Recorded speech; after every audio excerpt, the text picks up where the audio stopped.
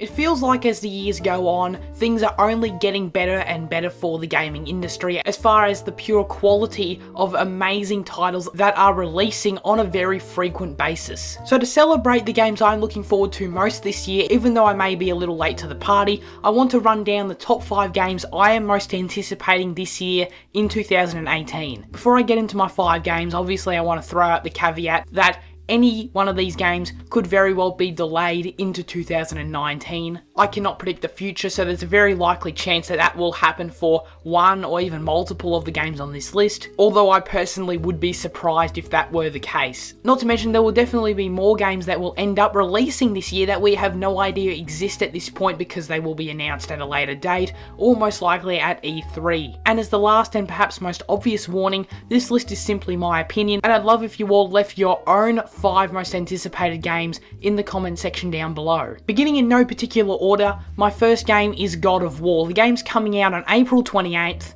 which is not far away at all now, and I've really loved what I've seen from the trailers for this game. I've never played a God of War game in my life, and I really don't plan on going back and playing the other games in the series, just because the story of those games and Kratos as a character didn't really ever appeal to me. He didn't look compelling in any way. But Santa Monica with this game seems to be turning around that practice, and that is one of the major reasons why I am now interested in this game and in this franchise as a result. The combat and gameplay of God of War has always looked relatively fun, but this time they're clearly taking a more grounded approach to it, and the fact that this time they're actually setting up Kratos as a seemingly likable protagonist with a much more cinematic and story focus, especially with the addition of his son as a new character. That will definitely add a dynamic to his character, and their relationship as a whole should be great to watch play out. Next up I have the heavily rumoured and leaked Battlefield 5. There were more leaks about this game that surfaced just this past week, which seemed to all but confirm that it will be set in World War II. Even though there's been a big emphasis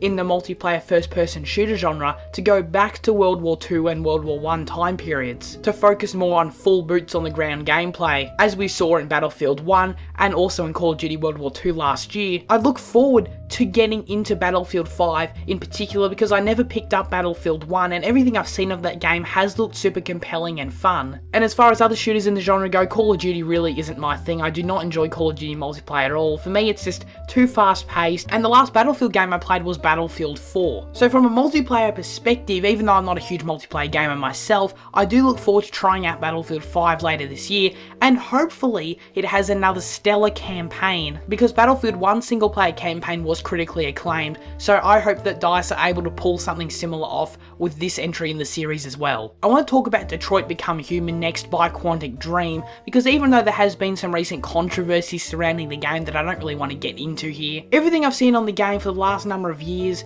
has looked fantastic. It was revealed back in 2015 and has been a long time of seeing trailer after trailer for this game at the various E3s and Expos, etc. Everything we've seen has looked stellar. Whenever Detroit shows up at one of those conferences, you can be sure it's going to look great. It's now gotten to the point where we've pretty much just been waiting for it to come out, and it has now recently got a May release date, which is super exciting. I look forward to delving into this universe and making super compelling choices, because the way the trailers have pitched the game with the seemingly infinite amount of ways these different stories can go has looked very compelling, and I feel like those trailers have done a super good job at showing just how grand the story is in scale. And it's great it's coming out in May, only a month after God of War, meaning we get 2 huge PlayStation 4 exclusives within a month's time span. It's certainly a great time to be a PlayStation 4 owner. Keeping on PlayStation 4 exclusives, my next game is SpiderMan for PS4. Again, the trailers have looked great. I trust in Insomniac to pull off an amazing game here. They really have a great track record. I know Sunset Overdrive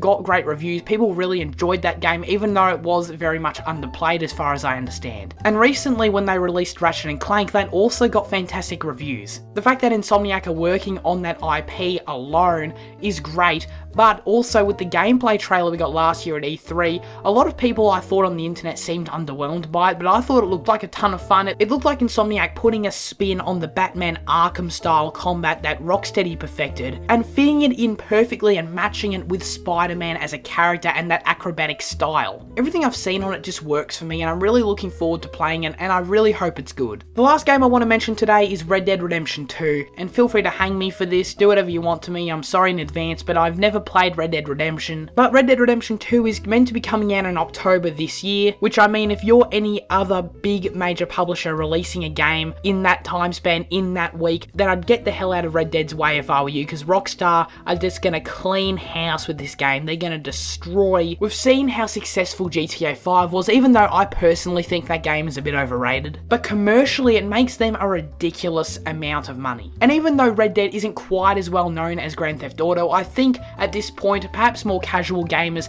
can definitely associate Red Dead Redemption 2 with Rockstar Games, with being the creators of Grand Theft Auto. And at the same time, Red Dead Redemption as a name, as a title, definitely has resonance with all gamers out there, at least to some extent. And really at the end of the day, Rockstar are a quality developer, and I'm looking forward to trying out their next game because they always make absolutely stellar open worlds that are crafted to perfection almost. They make incredibly well made games, and I want to be in on the conversation when Red Dead 2 comes out and it inevitably sells gangbusters. That being said, I still think there's the slight possibility it will get delayed into 2019. But if I were a betting man, I'll say it stays where it is. I'll say it'll stay in October, but it could get delayed. If any one game on this list is going to get delayed, it's probably going to be Red Dead. So those are my top 5 most anticipated games for 2018. 2018 so far looks to be a great year for gaming, as 2017 was. And I hope you enjoyed my list that was in no particular order. As I mentioned, please leave yours in the comment section down below. This has been SirCazz. Please do take care and farewell.